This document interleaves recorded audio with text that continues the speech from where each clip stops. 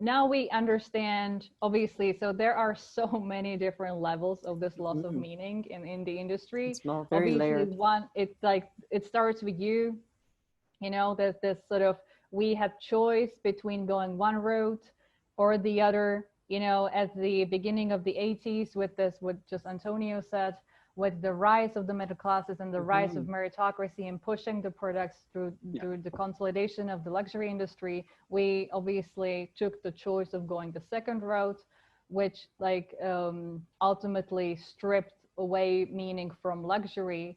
But we had the second choice, which we didn't take, which was properly contextualize luxuries for knowledge and understanding of culture, right? So this is like one level of the loss of meaning, and obviously with the whole consolidation, there's like many more layers to it, right? Okay, so we sort of like covered the basis now, because it's like rebuilding the house, right? Is. It's like it goes in steps. Reverse engineering in a matter of Exactly, speaking. taking it apart to take it back in the right way.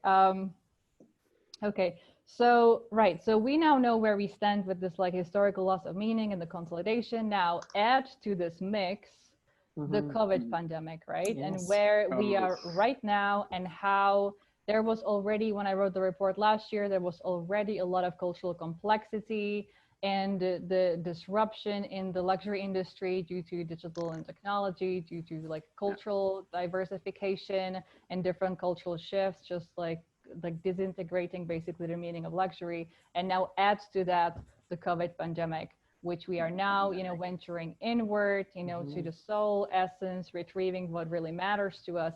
Now, how in this situation can we actually move forward? We were talking about something like the core pillars for the new luxury, you know, moving forward.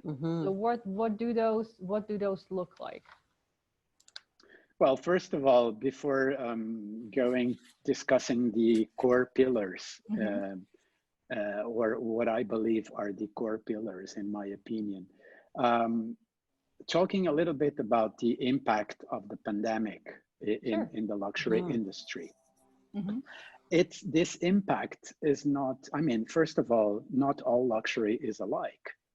And so the interesting fact is that I've been following, as a technician that I am, I'm a consultant.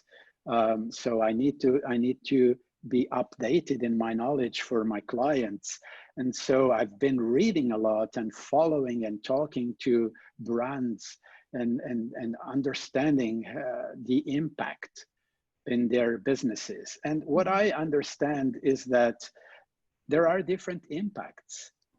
Mind you, the pandemic has been good for the business of some brands, and not so good or really bad for the business of other brands and industries. You see, just a bit of contextualization. The luxury industry is composed officially of 9 product categories. Cars, I don't know them all by heart. Let me see if I can get them right. Cars, automobiles, personal luxury goods, which personal luxury is fashion, cosmetics, jewelry, watches, perfumery, and accessories.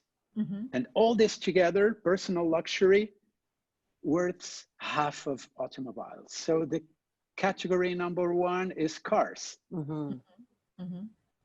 And the luxury industry is worth 1.3 trillion euros. 1.3 trillion euros. These are data from 2019. 1.3 trillion euros. Cars account for almost 50%. 550 billion euros are automobiles.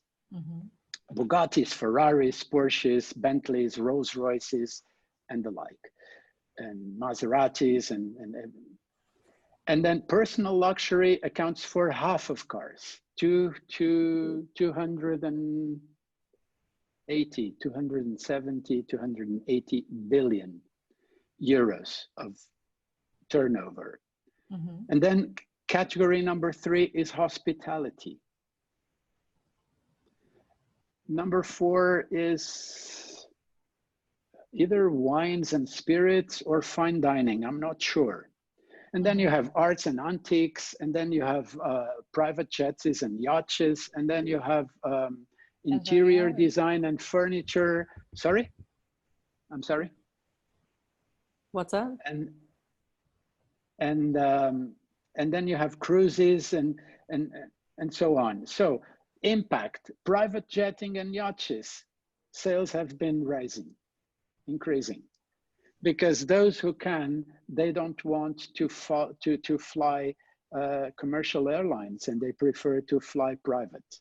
So private jets, the business of private jetting is increasing with the pandemic. Demand is definitely up in that area. Demand, yes. Hospitality, there are mixed impacts here.